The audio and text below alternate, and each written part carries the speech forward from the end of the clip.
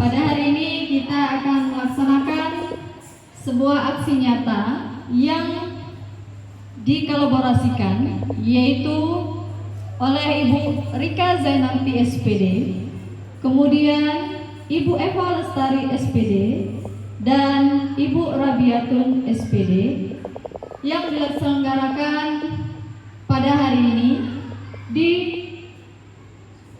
sekolah SMP Negeri 3 Satu Atap Gebang.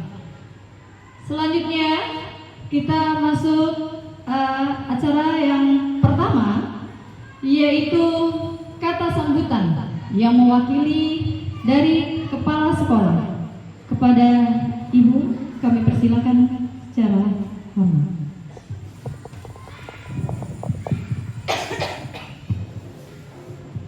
Oke, terima kasih buat kesempatan yang diberikan. Saya mewakili kepala sekolah akan menyampaikan sepatah dua kata ya. Terima kasih buat ibu-ibu kami, Bu Rika, Bu Eva, dan Bu Rabiatul dalam acara kegiatan kolaborasi aksi nyata dengan tema budaya positif. Mungkin dengan adanya kolaborasi yang disampaikan oleh ibu kita yang bertema tentang budaya positif, biarlah ini menjadi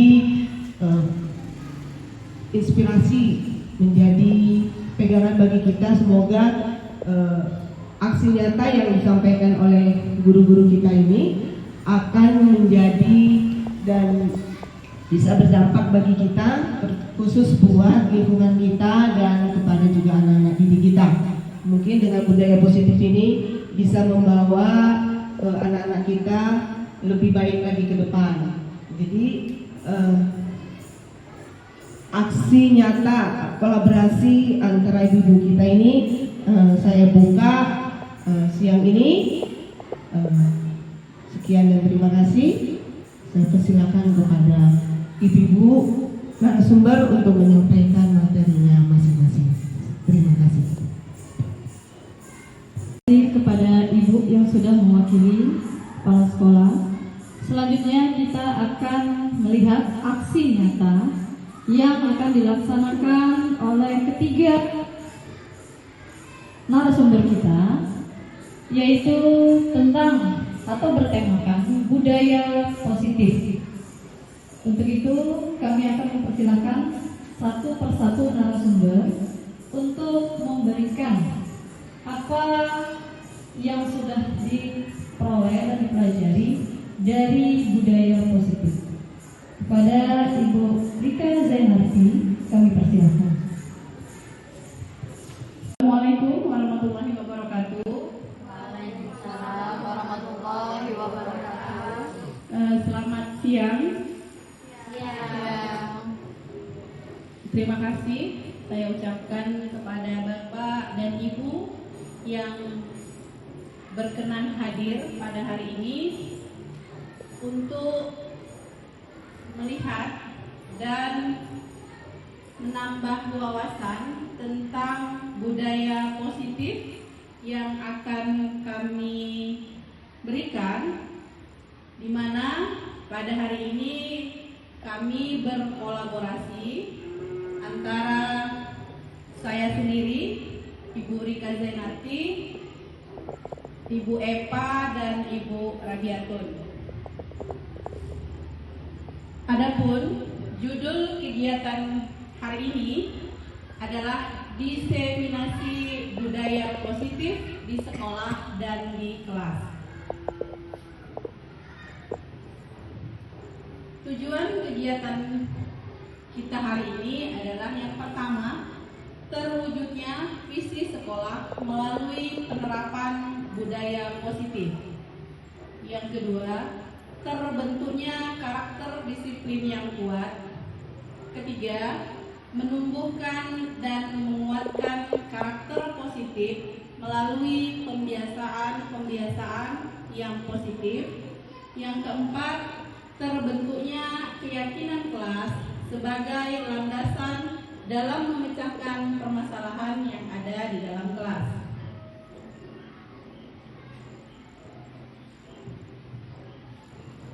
Salah satu tanggung jawab seorang guru adalah bagaimana menciptakan suatu lingkungan positif yang terdiri atas keluarga sekolah yang saling mendukung, saling belajar, saling bekerja sama sehingga terciptanya kebiasaan-kebiasaan baik. Kebiasaan-kebiasaan baik akan tumbuh menjadi karakter baik warga sekolah melalui budaya positif. Assalamualaikum warahmatullahi wabarakatuh. Waalaikumsalam warahmatullahi wabarakatuh. Selamat siang. Ya. Terima kasih saya ucapkan kepada Bapak dan Ibu yang berkenan hadir pada hari ini untuk melihat dan menambah wawasan tentang budaya positif yang akan kami berikan, di mana pada hari ini kami berkolaborasi antara saya sendiri, Ibu Rika Zainati, Ibu Epa, dan Ibu Rabiatun. Adapun judul kegiatan hari ini adalah diseminasi budaya positif di sekolah dan di kelas. Tujuan kegiatan kita hari ini adalah yang pertama, terwujudnya visi sekolah melalui penerapan budaya positif. Yang kedua, terbentuknya karakter disiplin yang kuat. Ketiga, menumbuhkan dan menguatkan karakter positif melalui pembiasaan-pembiasaan yang positif. Yang keempat, terbentuknya keyakinan kelas sebagai landasan dalam memecahkan permasalahan yang ada di dalam kelas.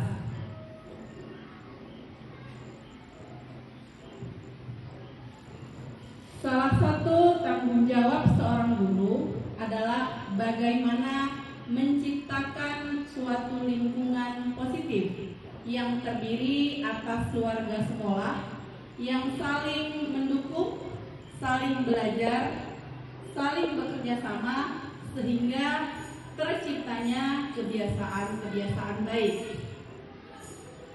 Kebiasaan-kebiasaan baik akan tumbuh menjadi karakter baik warga sekolah melalui budaya positif.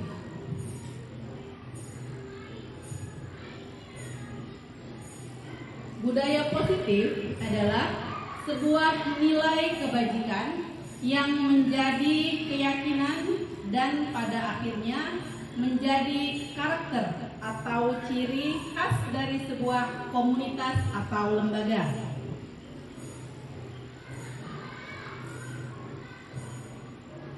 Budaya positif di sekolah sangatlah penting untuk mengembangkan peserta didik yang memiliki karakter kuat dan berakhlak sesuai dengan profil pelajar Pancasila. Nah, di sini ada 5 profil pelajar Pancasila. Yang pertama adalah berketuhanan yang Maha Esa, berkebinekaan global, bernalar kritis, mandiri, kreatif, dan bergotong royong. Nah, dengan adanya budaya positif yang kita buat di sekolah ataupun di kelas, diharapkan profil pelajar Pancasila ini dapat tercapai. Nah, syarat budaya positif itu yang pertama adalah lingkungan yang harus disediakan di sekolah itu adalah lingkungan yang positif, aman, nyaman, agar peserta didik mampu berpikir, bertindak, dan mencipta secara merdeka, mandiri, dan bertanggung jawab. Karena kalau lingkungannya itu tidak positif, maka tidak aman ataupun tidak nyaman, yakinlah Bapak Ibu, Siapapun yang di dalamnya pasti akan merasa tidak akan nyaman dan tidak akan enak. Apapun yang kita lakukan. Maka yang pertama kali kita lakukan adalah menciptakan lingkungan positif. Oke, kemudian budaya positif itu meliputi yang pertama adanya disiplin positif, kedua motivasi perilaku manusia, yang ketiga keyakinan kelas, yang keempat kebutuhan dasar manusia, kelima 5 posisi kontrol, yang keenam adalah segitiga restitusi.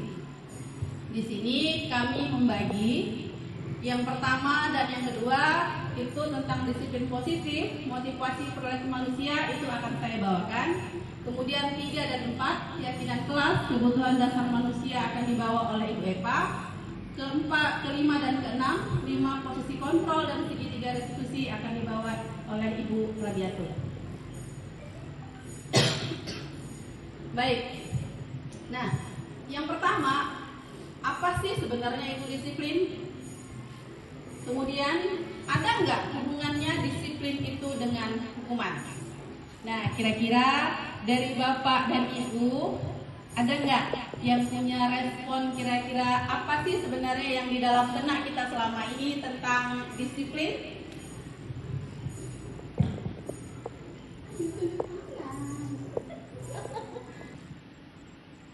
Assalamualaikum warahmatullahi wabarakatuh.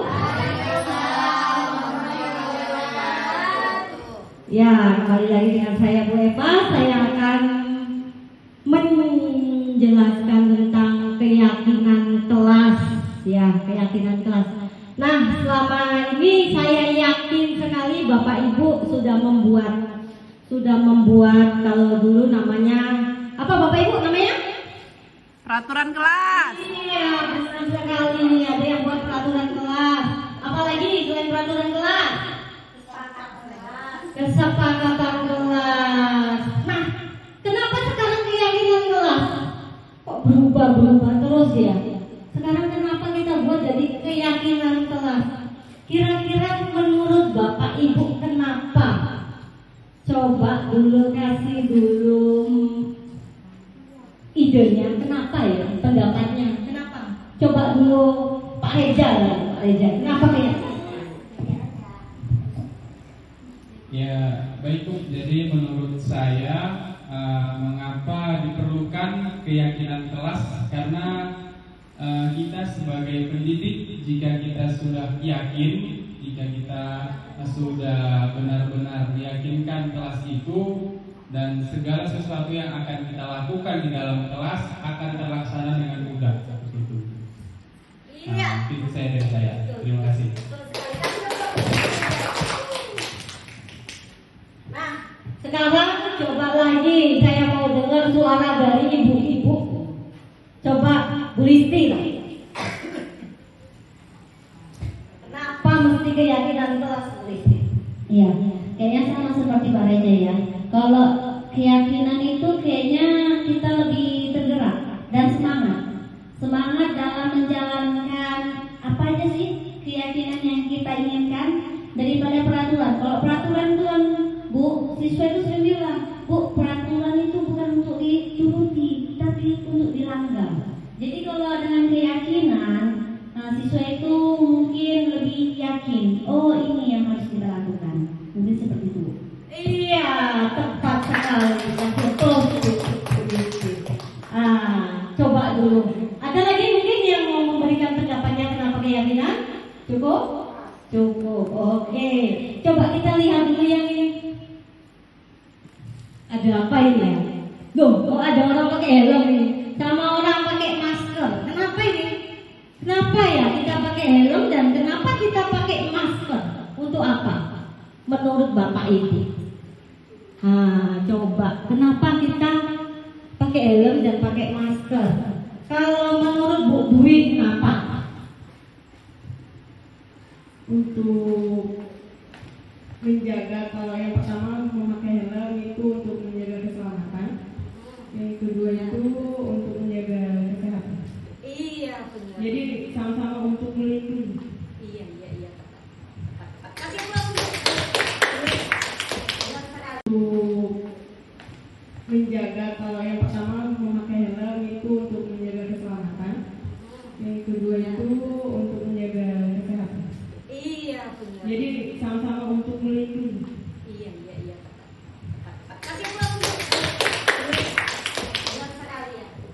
Benar.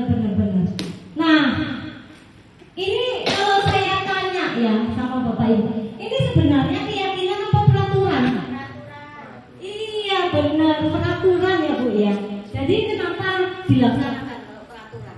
Karena menurut saya pada gambar pertama di situ helm identik dengan peraturan membawa motor. Jadi gambar pertama itu masuk pada peraturan.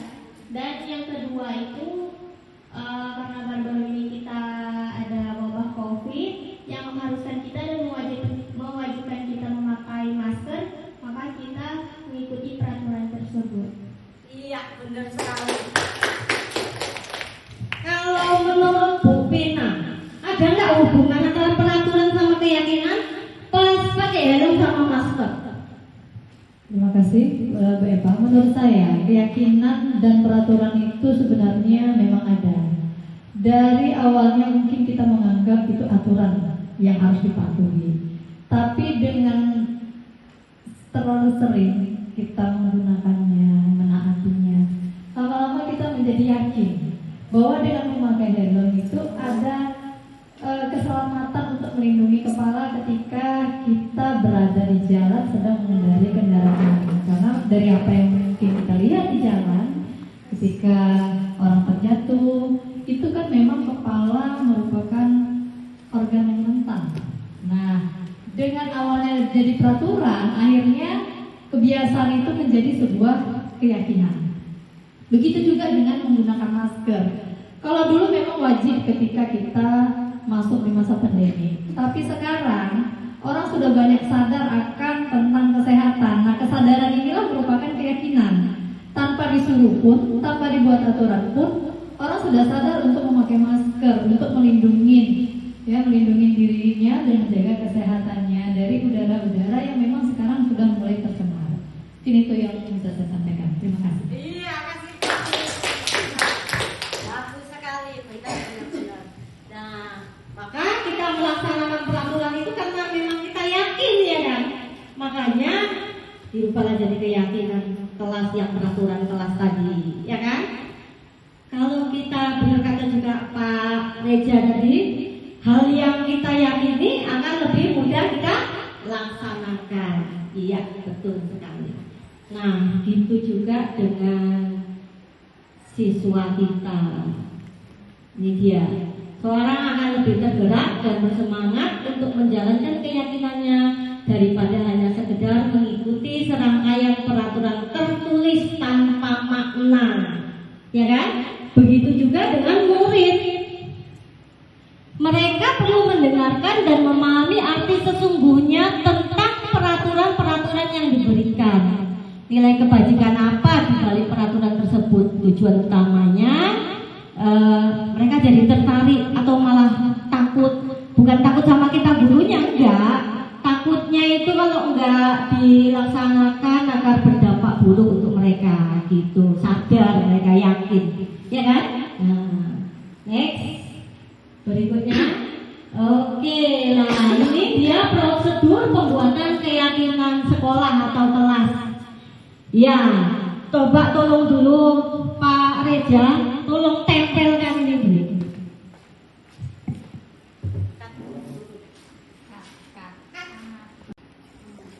Nah, ini prosedur pembentukan keyakinan sekolah atau kelas. Kita mau praktek dulu ya. Kita mau buat keyakinan untuk sekolah kita atau boleh untuk kantor kita ini. Nah, pakai tahap-tahapnya ini. Yang pertama, mempersilakan warga sekolah atau murid-murid di sekolah untuk bercurah pendapat tentang peraturan yang perlu disepakati di sekolah. Yang kedua, mencatat semua masukan pada murid, warga sekolah di papan tulis atau di kertas di mana warga sekolah bisa melihat hasil curhatan pendapat. Nah, kita praktek aja langsung.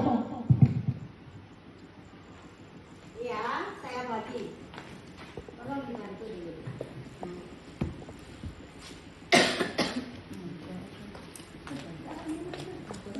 Silakan. Kayak iki kan nen.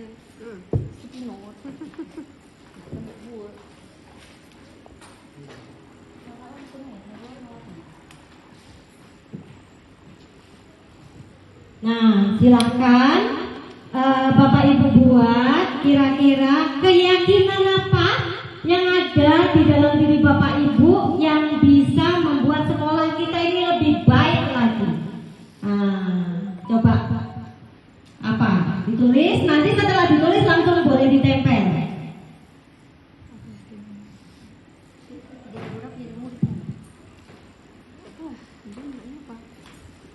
Ini kesepakatan soal jadi murid atau jadi guru?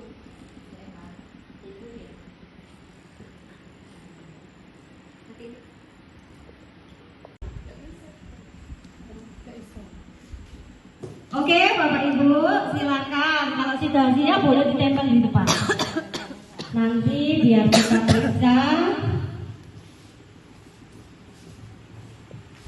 Untuk ke tahap ketiga, apakah sudah sesuai prosedur keyakinan kelas atau belum? Kalau prosedur keyakinan kelas itu bagaimana? Iya, silakan ditempel. Oke. Ayo.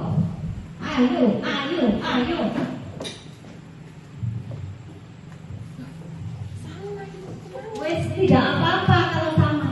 Berarti sehati. Tidak apa-apa, nanti dikelompokkan. Oke, silakan. Pak Reja ditempel dulu.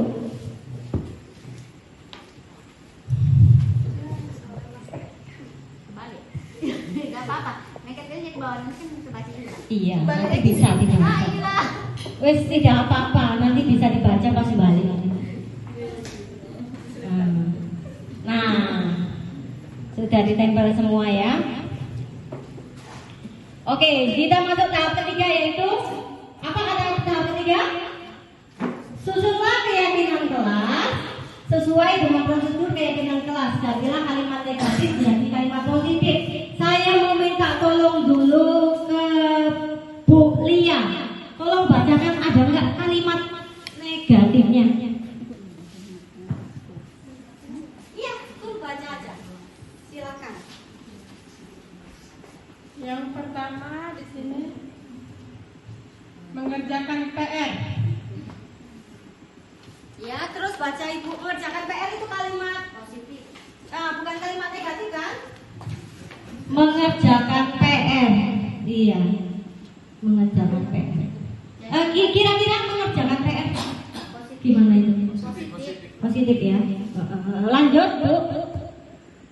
Tepat waktu dan aktif di kelas. Ah, itu kalimat positif atau negatif ya, Bu? Positif, iya. Terus? Budayakan menghormati orang lain. Budayakan menghormati orang lain. Positif apa negatif itu? Ada kalimat negatifnya apa enggak itu? Udah positif? Positif. Iya, bagus sekali. Lanjut. Rajin membaca. Iya, positif. Bertegur sapa baik selama guru maupun murid. Bersama Guru maupun murid. sesama guru maupun murid. Gimana? Positif? Iya. Lanjut. Bersemangat. Iya, positif negatif? Pintar. Terus? Tidak datang terlambat. Tidak datang terlambat. Kemana itu ibu-ibu, bapak-bapak? Negatif. Iya, jadi harus diapain?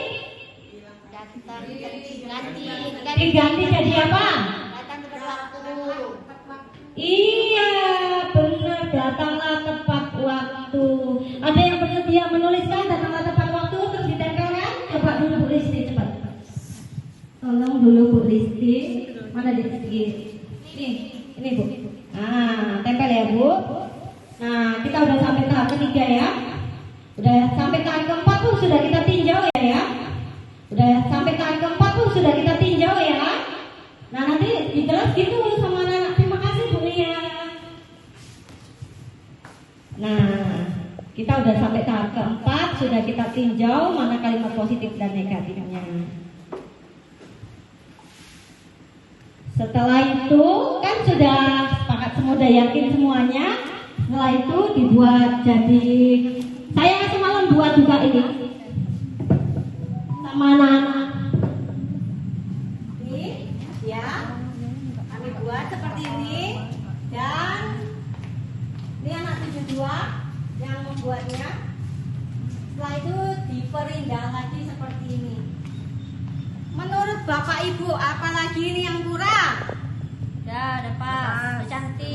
Udah bagus. Coba nih, Londi. Mana itu?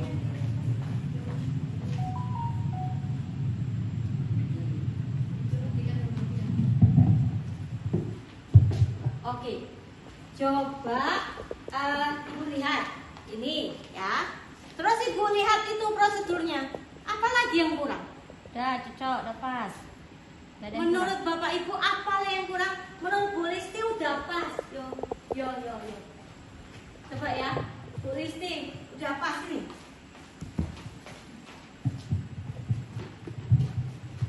Ya, menurut saya sudah pas karena setiap kalimatnya mengandung kalimat positif yang memang artinya juga positif. Setelah itu urutannya juga sudah bagus, sudah indah lah dilihat. Enak mata kita melihat keyakinan keras ya. Iya. Kalau menurut Mem Siti lah dulu. Jauh kali. Menurut Mem Siti, nampak Mem? Ya boleh ke depan, Mem. Kalau tidak nampak, kira-kira coba pandangin ini, pandangin itu, apa yang kurang, Mem? Apakah sudah bagus?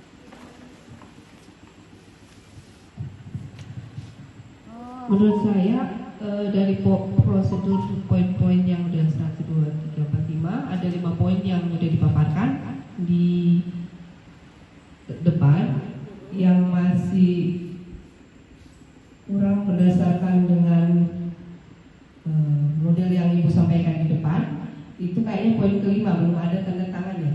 Iya, betul sekali. Kasih aplaus untuk Mem Siti. Ini memang sengaja belum ditandatangani. Ya, belum ditandatangani. Nanti ditandatangani ya. Setelah siap seperti ini nanti ditandatangani sama siswanya, oke? Oke. Nah, baik. Saya rasa cukup jelas dan mudah-mudahan kedepannya sudah bisa mulai dibuat bersama anak-anak. Bisa Bu?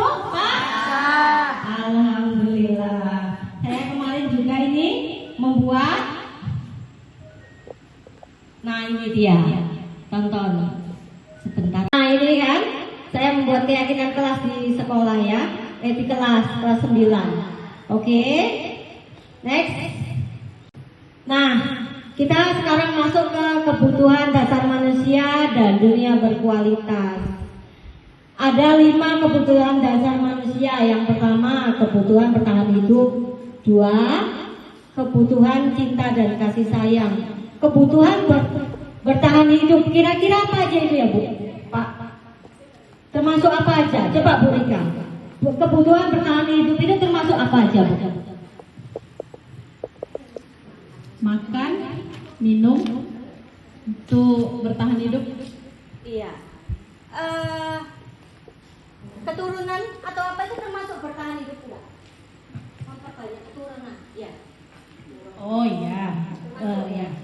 Melestarikan keturunan. Termasuk kebutuhan gitu ya. Iya. Ini kebutuhan penguasaan, yang ketiga, yang keempat kebutuhan kebebasan, yang kelima kebutuhan akan kesenangan. Nah, siswa-siswa kita juga punya kebutuhan ini. Oke, next. Berikutnya ini pertanyaan pemantiknya. Coba dulu, Ibu dulu. Baca dulu pertanyaan pemantiknya. Ibu Ambar.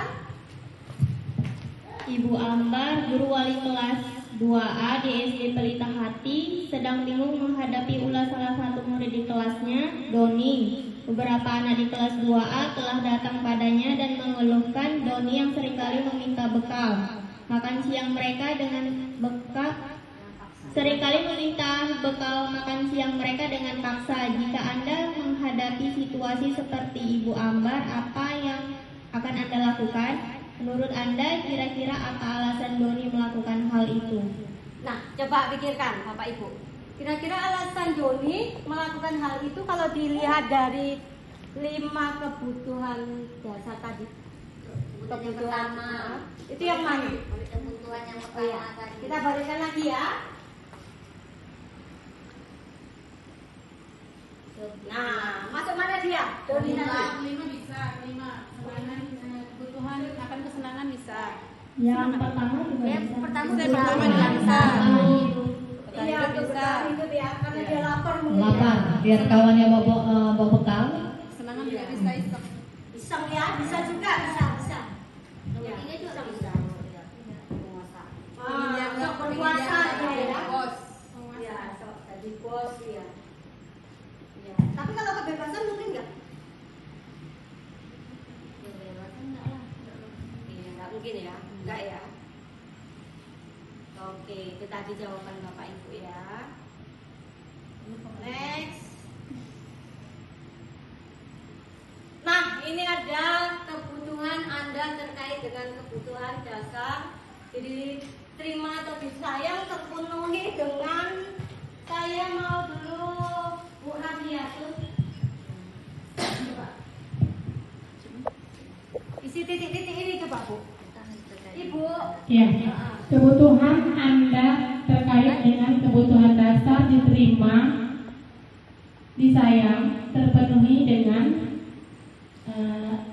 adanya perhatian dari gurunya, seperti kok siswa terarahkan ke siswa dengan adanya perhatian dari gurunya. Ini ya. Kalau untuk Ibu, kalau buat Ibu terpenuhi, kalau itu gimana? Kalau rasa diterima dan disayang itu terpenuhi kalau untuk khusus. Next, kalau Men City. Kalau Men City kebutuhan Men terkait dengan kebutuhan dasar penguasaan itu terpenuhi dengan seperti apa nih?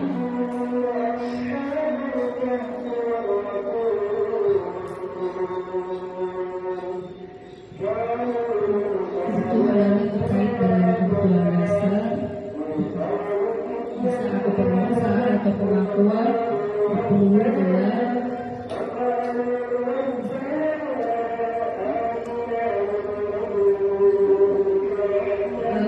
adanya dari orang tua, keluarga, terus dari masyarakat, dari sekolah.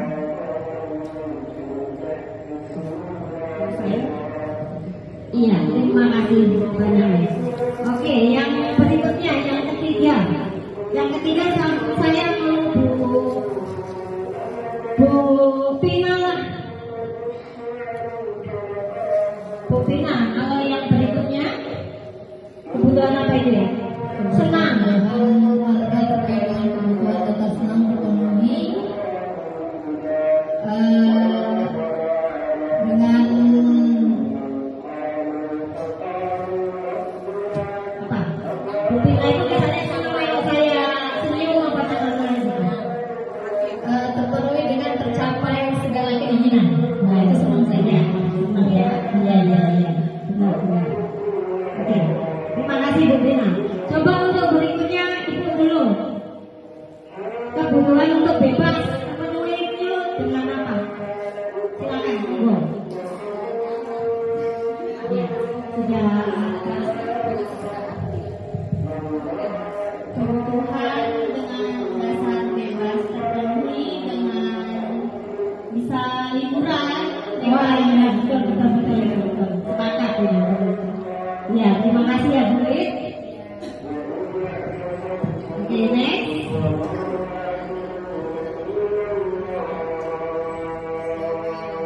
Nah, ini ada pertanyaan ini. Coba apa? Ya, Ibu lagi yang pegang. Coba bacakan dulu Bu. Bimo, seorang anak TKB, selalu berlari keluar kelas menuju jalan raya di depan sekolahnya yang ramai dengan kendaraan. Tingkahnya membuat guru Bu Ani bingung dan seringkali lari mengejarnya. Ada beberapa kemungkinan jawaban yang diberikan Bimo. Identifikasi kebutuhan yang ingin dipenuhi oleh Bimo jika direspon Bimo seperti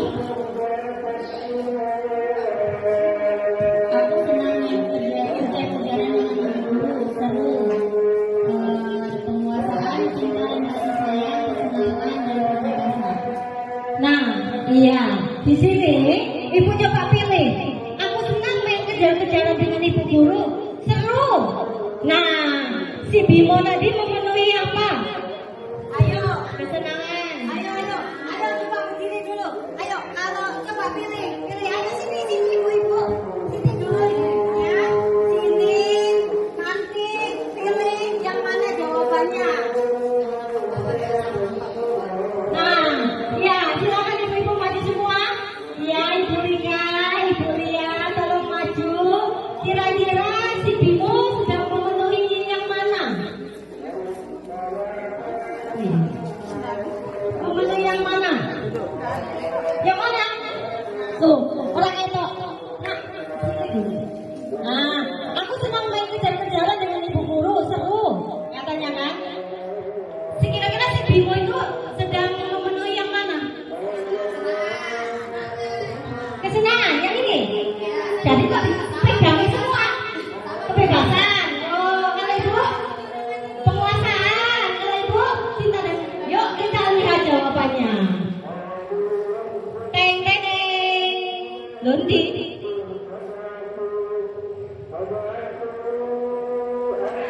Iya. Cinta dan kasih sayang. Sampai betul. Oh iya. Jangan duduk dulu. Belum. Cinta dan... Yuk kita lihat jawabannya. Teng teng teng. Lundi.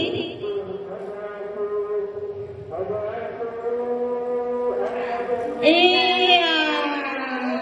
Cinta dan kasih sayang. Sampai betul. Oh iya. Jangan duduk dulu. Belum ya. Lanjut lagi ya. Kita baca ya. Oh iya. Nah, yang ini aku hebat kan? Bisa bikin ibu guru kejar aku. Ini pilih mana ini? Yang mana? Penguasaan. Setuju semua? Sepakat? Sepakat. Penguasaan. Kita tengok, ibu. Kita tengok jawabannya. Iya. Hore. Iya pintar. Lanjut next. Kalau yang ini, aku bosan belajar mewarnai terus di dalam kelas. Sepakat? Benar? Yuk kita lihat. Oh, pintar guru SMP Negeri 31 Atap Gubang dan SD Kelantan. Lanjut ya next. Oke, ini apa? Ayo. Ini soalnya lain lagi. Coba. Dinda, seorang anak kelas 3 SD, begitu tiba di rumah pulang dari sekolah, menangis dan mengadu pada ibunya bahwa dia benci pada ibu Lani gurunya. Menurut Anda, kebutuhan apa yang berusaha dipenuhi oleh Dinda jika jawabannya seperti ini? Ibu guru bilang, aku tidak boleh bersenandung sewaktu mengerjakan tugas. Katanya kelas harus tenang, tidak ada suara. Kan nggak seru jadinya. Nah, dia sedang memenuhi yang mana?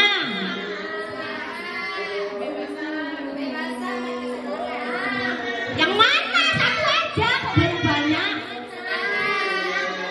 Iya, bebas, senang, kok kabeh? Yang mana? Ayo, yang mana? Yang mana? Yuk kita lihat ya. Tadeng. Hore. Pintar. Lanjut belum? Lagi ya. Nih. Ibu guru tidak menyataku hari ini. Padahal aku pakai penjepit rambut baru loh. Nah. Coba lihat.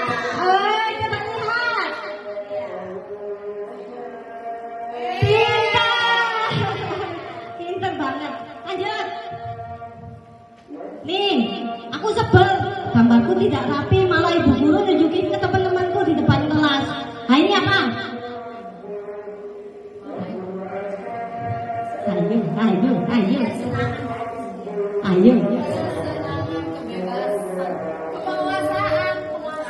Ayo. Ayo. Apa? Ayo.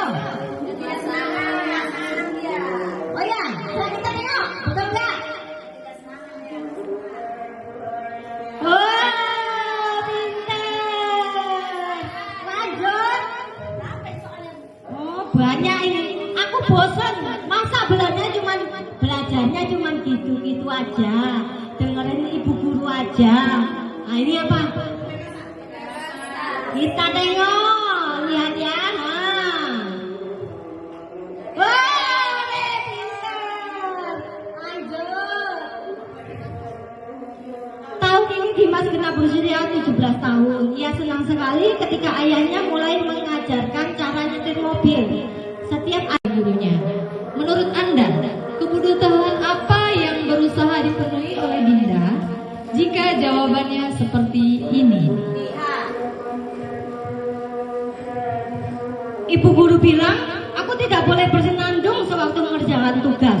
Katanya kelas harus tenang, tidak ada suara. Kan nggak seru jadinya. Nah, dia sedang memenuhi yang mana?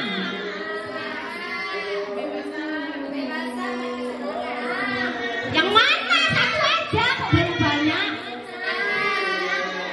Iya, bebas, senang kok kabeh. Yang mana? Ayo, yang mana? Yang mana? Yuk kita lihat ya. Tadeng.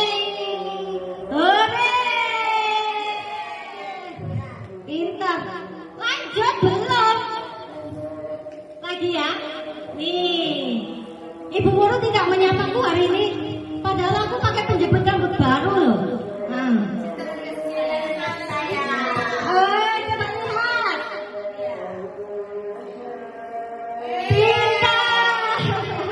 Pintar banget. Lanjut. Nih, aku sebel. Gambarku tidak rapi, malah ibu guru nunjukin ke teman-temanku di depan kelas. Nah ini apa?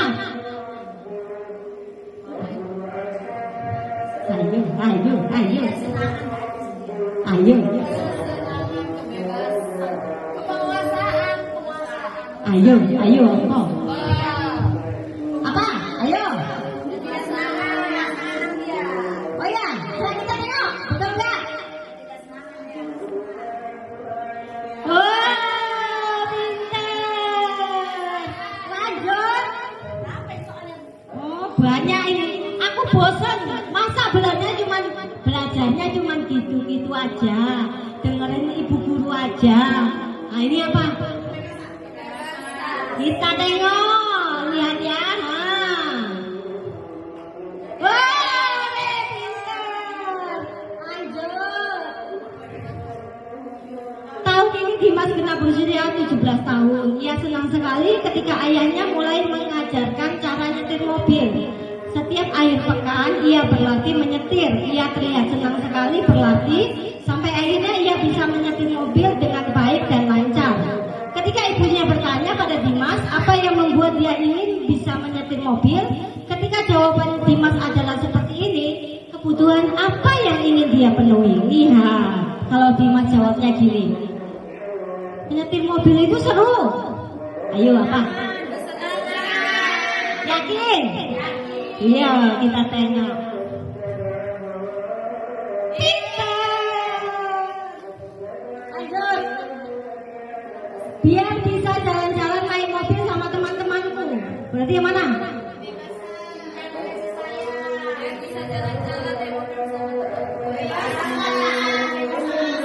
Iya. Cinta dan kasih sayang. Lanjut. Aku senang bisa pergi ke tempat-tempat yang aku suka. Kita lihat ya. Iya, pintar, makin pintar guru-gurunya. Ayo lanjut, titik nih. Aku merasa bangga dan keren. Kita tengok. Betul, sudah pintar. Nah, oke, silakan duduk Bapak Ibu. Dunia berkualitas Anda adalah tempat khusus dalam pikiran Anda.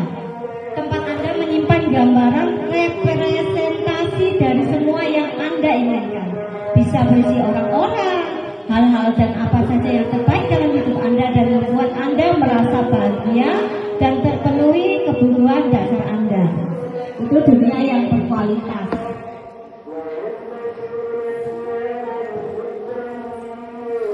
Nah, lagi nih, saya mau tanya Bu Dwi, ini jawab dulu Bu Dwi.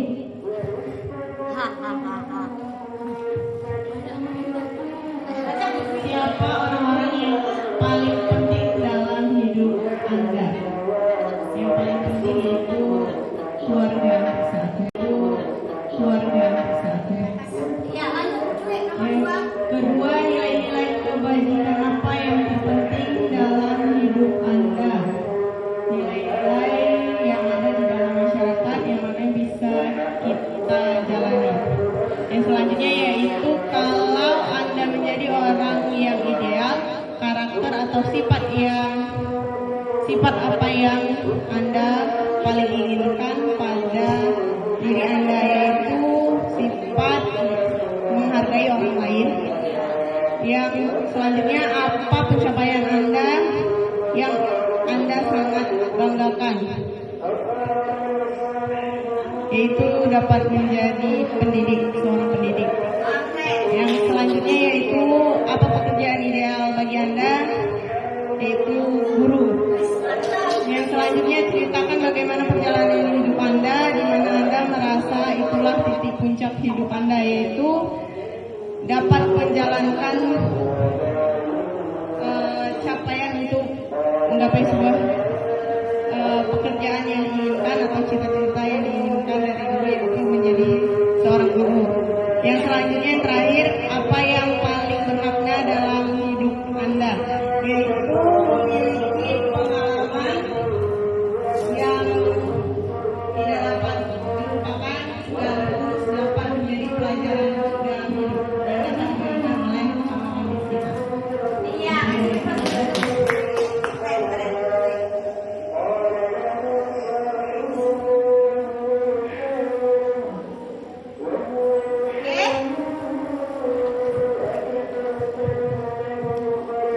Setelah belajar mengenai dunia berkualitas, mari kita pikirkan bagaimana kira-kira murid-murid kita dan guru-guru di sekolah kita selama ini meletakkan sekolah dan pengalaman mereka di sekolah sehubungan dengan dunia berkualitas. Apakah di dalamnya atau di luar dunia berkualitas? Coba dulu Bu Pina, kira-kira yang mana ini yang terakhir ini? Kalau belajar mengenai dunia berkualitas, mari kita pikirkan bagaimana kira-kira murid kita dan guru di sekolah kita selama ini meletakkan sekolah dan pengalaman mereka di sekolah sehubungan dengan dunia kualitas.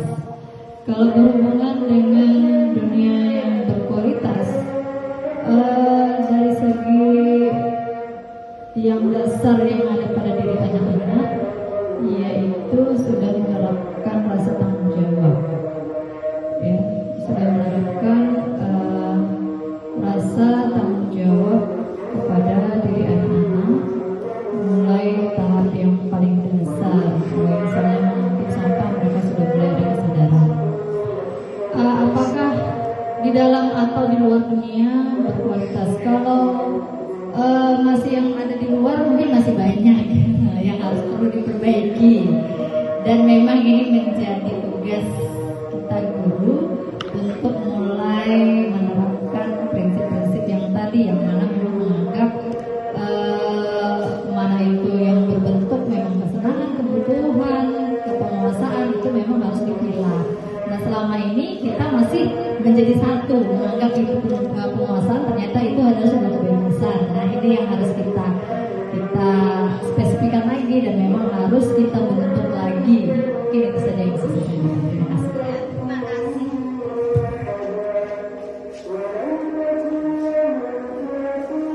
Nah, terima kasih. Hanya ini yang dapat saya sampaikan, dan saya mau pantun dulu sebentar. Upacara bendera dilaksanakan secara santun.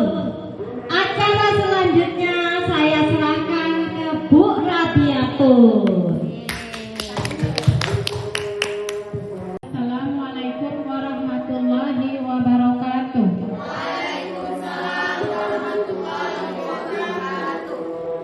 Terima kasih saya ucapkan kepada Bapak dan Ibu guru karena telah meluangkan waktunya untuk kami melakukan aksi nyata modul 1.4, yaitu yaitu budaya positif.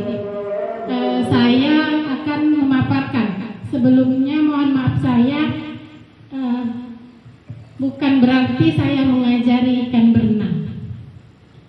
Saya hanya menyampaikan apa yang saya dapat, apa yang saya pelajari dari pendidikan guru penggerak ini.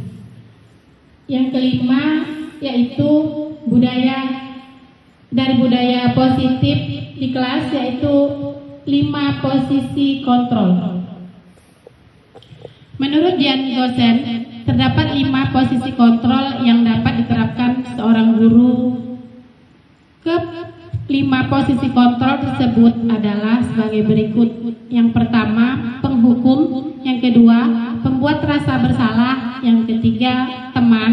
Yang keempat, pemantau. Dan yang kelima, manajer.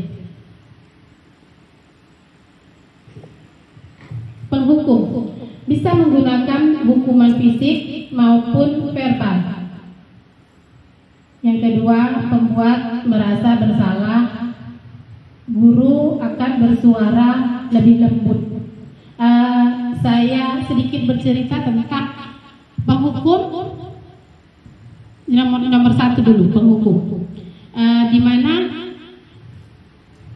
kita yang selama ini kita lakukan adalah ketika murid kita itu bersalah, misalnya ada yang terlambat, kira-kira apa yang kita lakukan?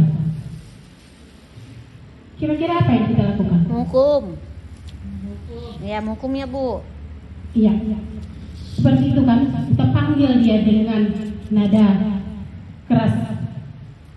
Kita panggil dia. Bahwasanya dia itu kita hukum. Kita suruhlah tanpa kita tanya dulu apa sebab dia terlambat, tanpa kita ketahui apa aktivitas dia di pagi hari tadi sehingga membuat dia terlambat. Itu sebagai penghukum. Langsung kita suruh, karena kamu hari ini datang terlambat, kamu keliling lapangan 3 kali. Seperti itu. Yang kedua, pembuat merasa bersalah. Memang kitanya nadanya agak lembut, tapi kita bilang, masa sih kamu tega buat ibu kena tegur sama kepala sekolah?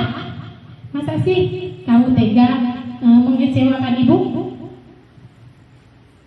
Ya, seperti itu kita membuat dia merasa bersalah, itu sudah membuat pemikirannya itu nggak nyaman, seperti itu. Oke. Untuk yang ketiga, sebagai teman, guru tidak akan menyakiti murid, namun akan tetapi berupaya mengontrol murid melalui persuasi. Yang keempat, sebagai pemantau. Pemantau ini mengawasi.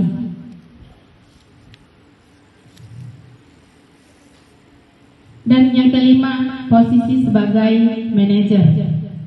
Posisi di mana guru berbuat sesuatu bersama dengan murid, mempersilahkan murid mempertanggungjawabkan perilakunya, mendukung agar pada murid mendapatkan solusi atas permasalahannya sendiri. Ya. Di sini untuk penghukum itu memojokkan siswanya seakan-akan dia itu membuat kesalahan. Kalau posisi untuk dia bilang, kalau kamu tidak suka melakukannya, maka saya akan diomongkannya hukumannya. Hasilnya apa? Anak itu makin memberontak.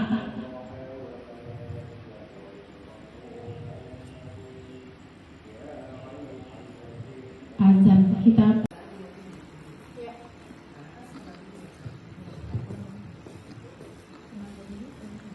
Kita lanjutkan, di mana guru sebagai penghukum itu konsekuensinya, hasilnya adalah anak akan memberontak, bahkan dia memiliki rasa dendam, memiliki ketidaknyamanan.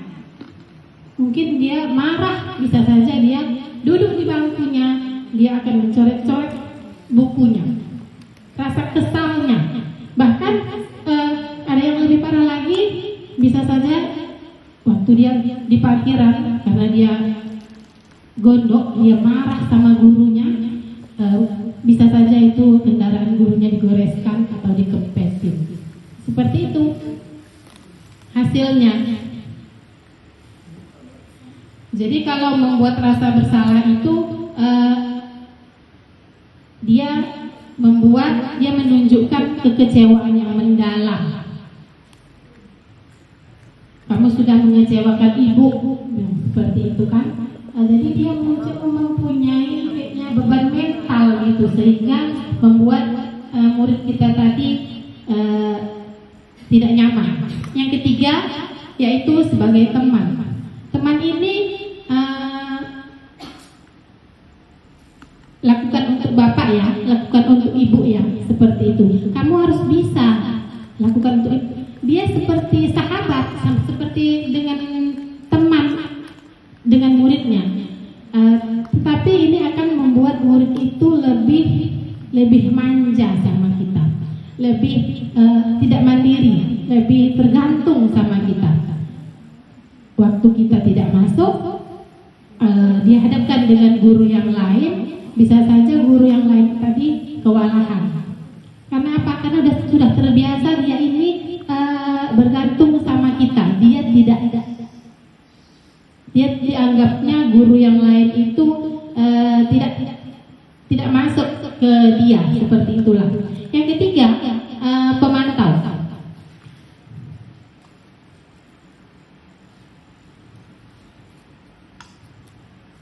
Menitik beratkan pada dampak diri sendiri, mendapatkan hadiah atau mendapatkan hukuman. Dia guru juga memberikan hukuman pemantau ini. Dan yang kelima, inilah seharusnya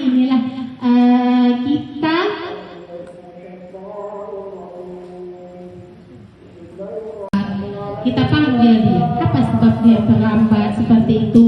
Sudah itu kita tanyakan sama dia, kira-kira kamu sudah melanggar keyakinan kelas kita? Tadi sudah kita membahas tentang keyakinan kelas.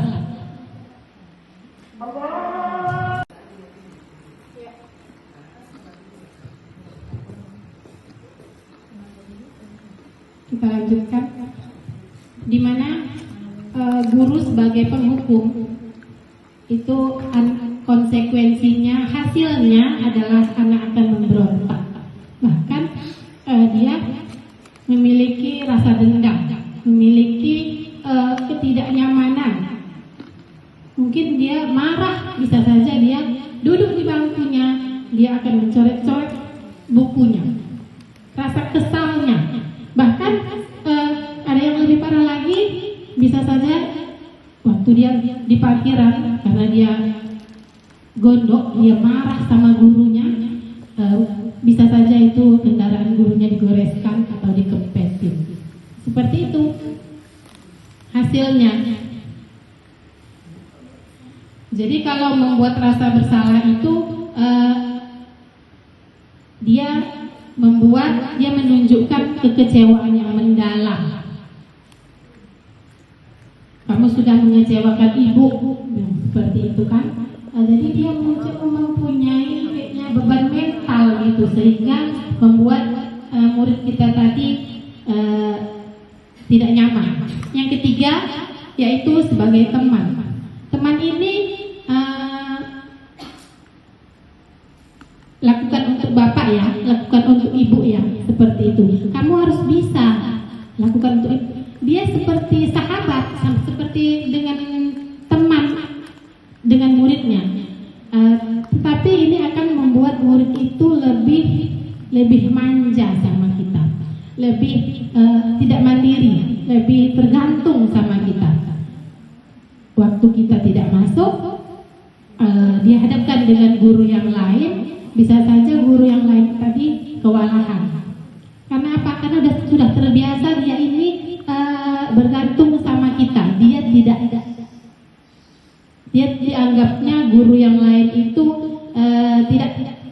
tidak masuk ke dia, seperti itulah. Yang ketiga, pemantau.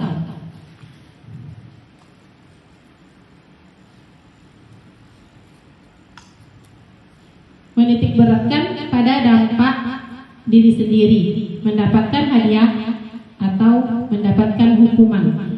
Dia guru juga memberikan hukuman pemantau ini. Dan yang kelima, inilah seharusnya kita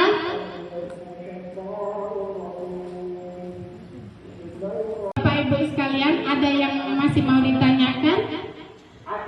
Saya mau bertanya, mana yang lebih baik restitusi dengan hukuman? Iya. Terima kasih Ibu Lia. Di sini Ibu Lia bertanya, mana yang lebih baik antara restitusi atau hukuman? Kira-kira menurut Bapak Ibu sekalian, mana yang lebih baik? Restitusi. Oke, restitusi. Jadi restitusi lebih baik daripada hukuman.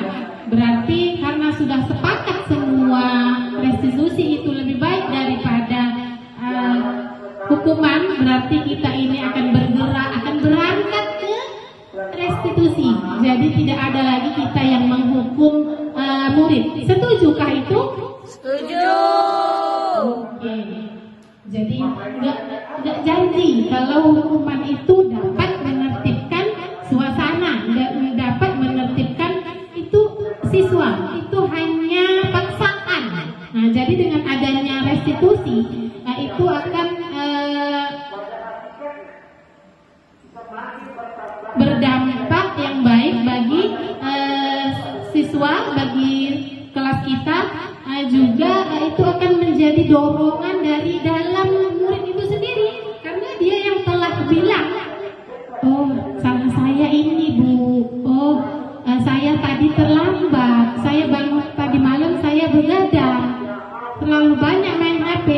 Dengan itu dia kesadaran sendiri, itu yang kita tumbuhkan kepada siswa. Kita membangkitkan, kita menyadarkan kesadarannya, bukan hukuman fisik atau hukuman yang kita buat sesuka kita. Itu tidak akan menertibkan siswa itu sendiri. Iya. Ada lagi yang mau Ibu tanyakan? Ada lagi yang mau Ibu tambahkan? Sudah jelas Bu. Oke. Karena waktu kita sudah berlarut, waktu kita sudah siang, maka ini akan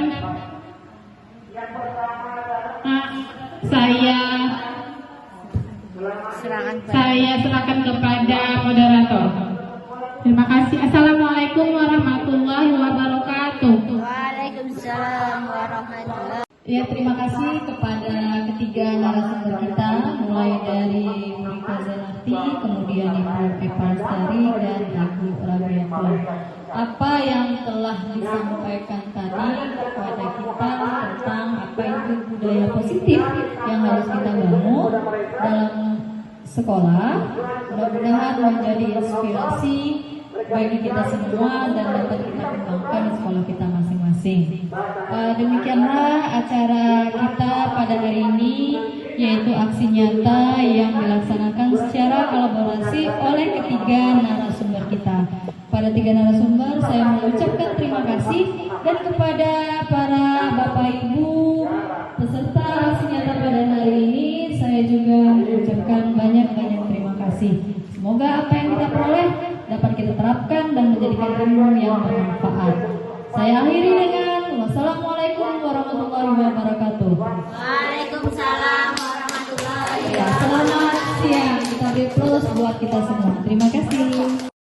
Saya Widya Triutangi, peserta dari aksinya tadi yang diselenggarakan oleh ketiga ibu tadi, di mana yang tadi disampaikan adanya budaya positif yang bisa saya kembangkan juga di sekolah dan di kelas saya, sangat bermanfaat. Terima kasih untuk ibu-ibu yang sudah memaparkan tentang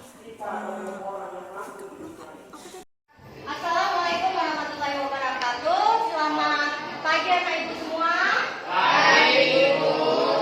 Nah, pagi hari ini kita mau buat keyakinan kelas. Selama ini yang udah ada itu apa, peraturan kan?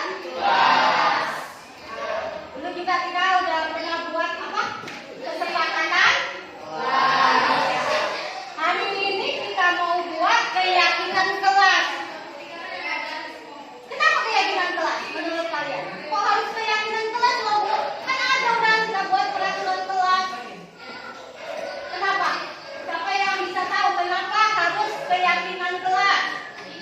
Ya. Karena kalau yang kita yakini akan mudah dilaksanakan. Iya, benar sekali. Kasih aplaus untuk Nabi. Benar sekali. Nah, jadi nanti apapun itu tuliskan yang betul-betul kamu yakini supaya pembelajaran sehari-hari itu bisa berlangsung dengan baik. Oke? Bisa berlangsung dengan aman. Apa saja yang kamu yakini supaya semua di sekolah ini terutama di dalam kelas ya, oke, kelas ya, itu bisa menjadi lebih baik. Kalau peraturan kelas itu biasanya kalau peraturan itu kalian belum yakin kan? Nah, sekarang sistemnya seperti ini. Kalian tulis apa yang kalian yakini yang bisa membuat kelas ini bagus, proses belajar mengajar kita di dalam kelas itu bagus, tidak ribut atau apa. Kita tulis di kertas, kita tempel di sana. Tapi ada satu hal. Nah, selama ini peraturan kelas kita itu contohnya kan seperti yang sudah ditulis itu, misalnya jangan membuang sampah sembarangan. Nah, kata jangan itu jangan dipakai, nggak boleh dipakai karena itu mengandung kalimat negatif. Kalimat negatif jangan ya, jadi jangan pakai kata jangan. Berarti harusnya apa? Kalau jangan membuang sampah sembarangan, jangan membuang sampah sembarangan.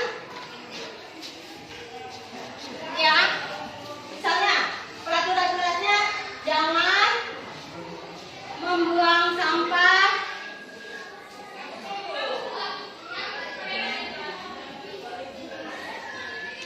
Nah, ini masih ada kata jangan, kita nggak boleh pakai kata jangan nanti, ya? Kenapa menurut kalian? Karena sesuatu yang tidak dibolehkan itu biasanya malah dilaksanakan, ya kan? Coba lah. Nah, jangan pacaran, malah pacaran, ya kan? Nah, jangan main HP aja, malah main HP aja. Jadi kita jangan pakai kalimat jangan. Berubah kalimat yang negatif ini menjadi kalimat positif. Jadi kalau jadi kalimat positif, apalagi jadikan buanglah sampah. Pintar sekali. Jadinya buanglah sampah. Buanglah sampah pada tempatnya. Nah, ini ada kalimatnya kalimat positif. Jadi jangan pakai kata jangan, ya. Tidak, itu jangan kayak gitu ya. Langsung kalimat yang positif aja. Oke, ya? Oke. Bentar ya, ibu bagi dulu. Kalian tulis saya di sini ya. Dibantu ibu.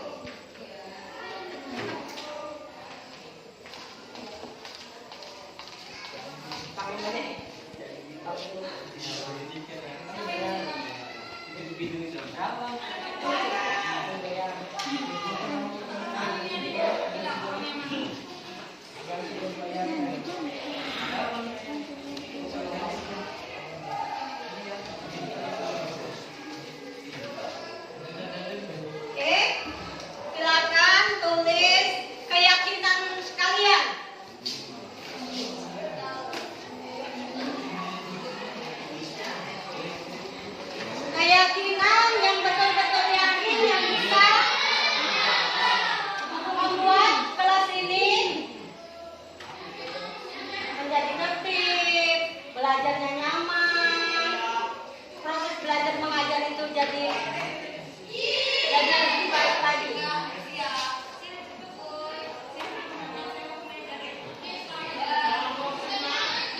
Oke, kalau udah siap silakan ditempel ya Nak ya. Boleh ditempel langsung. Boleh ditempel langsung yang udah siap.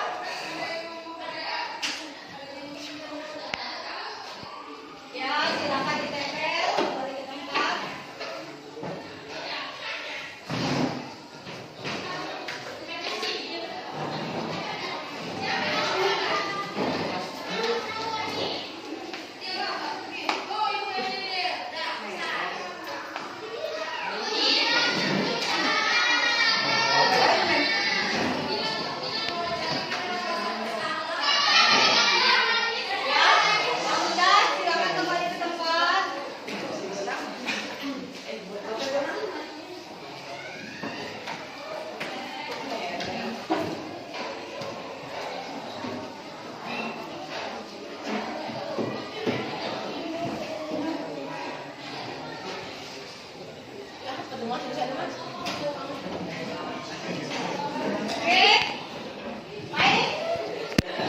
Ini hasil keyakinan kelas kita ya. Boleh dibacakan tolong area ke depan. Jadi teman-temannya semua tahu apa keyakinan dari teman-teman yang lainnya. Area silakan dibaca satu persatu. Iya. Buat area ya. Jadi teman-temannya semua dengar. Yang pertama, berdoa sebelum belajar. Yang kedua, buanglah sampah pada tempatnya. Yang ketiga, jangan membuli. Yang keempat, sopan santun kepada guru. Yang kelima, yakin terhadap diri sendiri. Yang keenam, menghargai sesama teman. Yang ketujuh, sopan santun. Yang kedelapan, buang sampah pada tempatnya. Yang kesembilan, bertanggung jawab. Yang ke-10, ucapkan permisi sebelum keluar kelas. Yang ke-11, datang tepat waktu. Yang ke-12, berdoa sebelum dan sesudah belajar. Yang ke-13, sopan santun. Yang ke-14, buang sampah pada tempatnya. Yang ke-15, saling menghargai sesama teman. Yang ke-16, izin dulu sebelum keluar kelas. Yang ke-17, datang tepat waktu. Yang ke-19, izin dulu sebelum keluar kelas. Yang ke-20, datang sekolah tepat waktu lagi. Nah, kalian sudah dengar yang dibacakan tadi dan ini keyakinan kelas kalian kan? Sudah dengar?